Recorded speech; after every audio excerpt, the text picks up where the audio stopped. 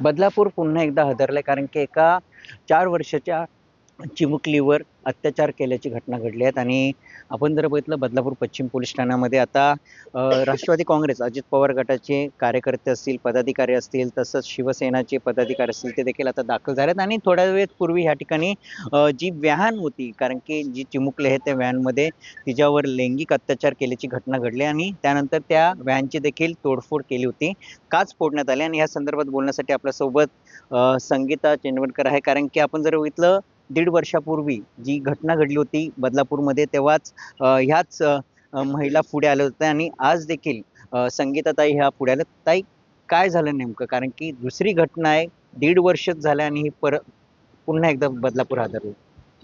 1.5 वर्षापूर्वी बदलापूर शहरामध्ये जो प्रकार घडला चिमुकलीच्या बाबतीत, त्यानंतर कुठेतरी शिक्षण विभागामार्फत नियमावली बदलापूर शाळातल्या शाळा असतील, महाराष्ट्रातल्या शाळा असतील, त्यांना लागू झाली होती. परंतु ती फक्त कागदावरतीच राहिली. तशा प्रकारची कडक कारवाई जी आहे, जी बदलापूर शहरामध्ये शाळांवरती होणं गरजेचं होतं, ती कुठेही झाली नाही. बदलापूर शहरामध्ये ज्या मुलीवरती ज्या शाळेमध्ये हा प्रकार घडला, ती शाळा अनधिकृत आहे. अनधिकृत शाळांची यादी गटशिक्षण अधिकाऱ्यांनी 1.5 वर्षापूर्वी जाहीर केली होती.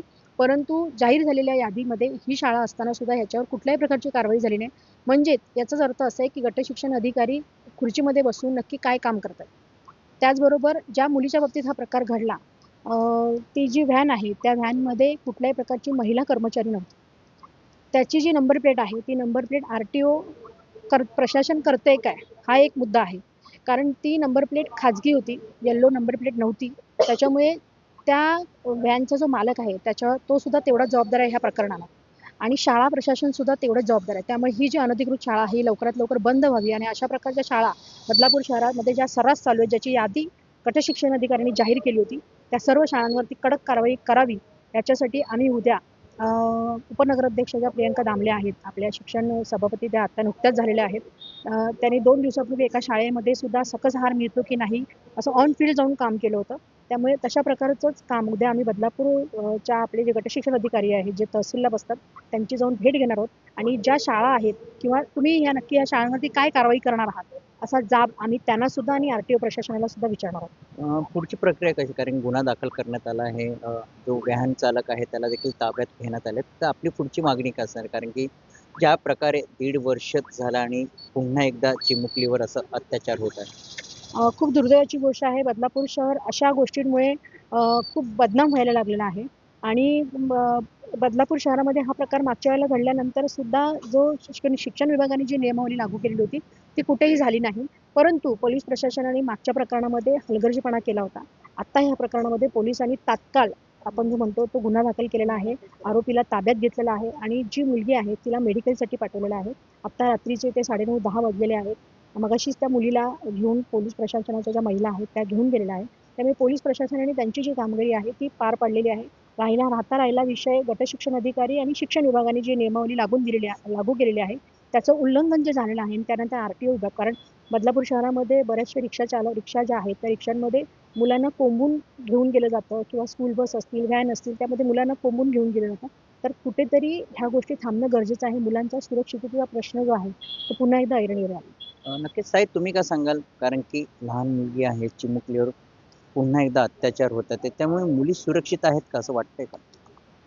मुली खरंच सुरक्षित नाहीयेत आणि यासाठी मला वाटते मध्ये परत पवार शाळेमध्ये पण अशीच घटना घडली होती.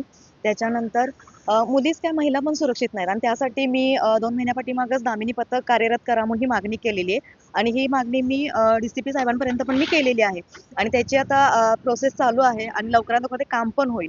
पण मला तर आता असं वाईट वाटतंय की जी 1.5 वर्षापाठीमागं जी घटना घडली त्याचीच पुनरावृत्ती कुठेतरी होतीये. म्हणजे आता ह्यांना अजून पण भय नाही बसलंय का? भीती नाही बसली का?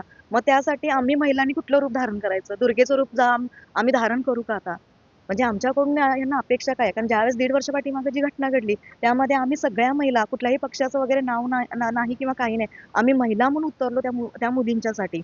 आताही आम्ही एक महिला म्हणूनच उतरलेलो आहोत आणि आता ताईनं सांगितल्याप्रमाणे उद्या गटशिक्षणाधिकारी आणि आर-टी-ओ विभाग या दोन्ही विभागाला आम्ही धारेवर धरणार आहोत. कारण गटशिक्षण अधिकाऱ्यांनी जी अनधिकृत शाळांची यादी काढली होती, त्या अनधिकृत शाळांच्या यादीमधील बऱ्याचशा शाळा ह्या आजही चालू आहेत.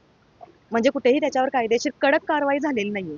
म्हणून उद्या आम्ही गट शिक्षण अधिकारी आणि RTO विभागाला आम्ही धरणार आहोत. नक्कीच ह्या होत्या महिला. आणि आपण जर बघितलं बदलापूर पश्चिम पोलीस ठाण्यामध्ये जो आरोपी आहे त्याच्यावर गुन्हा दाखल करण्यात आला आणि त्याला अटक देखील करण्यात. मात्र पुन्हा एकदा मुली सुरक्षित नाही, महिला सुरक्षित नाही अशी मागणी देखील आता अजित पवार गट असेल, शिवसेना असेल, आता ते मागणी करत आहे.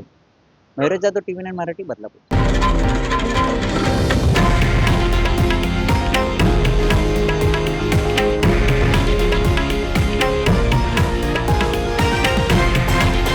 हे आहे देशातील नंबर 1 न्यूज नेटवर्क आणि आपण पाहत आहात TV9 मराठी, एकमेव.